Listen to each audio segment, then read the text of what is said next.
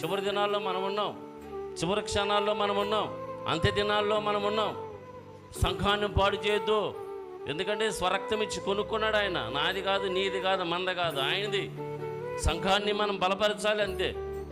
సంఘ క్షేమాభివృద్ధిని కోరాలి. అయ్యా, నేను ఆశీర్వదించబడాలి, నా కుటుంబం దీవించబడాలి, నా సంఘము విస్తరించాలి. దినదినము పరిశుద్ధాత్మతో ఆదరణ పొంది, పరిశుద్ధాత్మ ద్వారా నడిపించబడి సంఘం అలాగున విస్తరిస్తూ ఉన్నట్లుగా, విస్తరించినట్లుగా మనం నమ్ముకున్న గ్రంథంలో రాయబడింది. పరిశుద్ధాత్మను రాశాడు. దేవుని స్తోత్రం.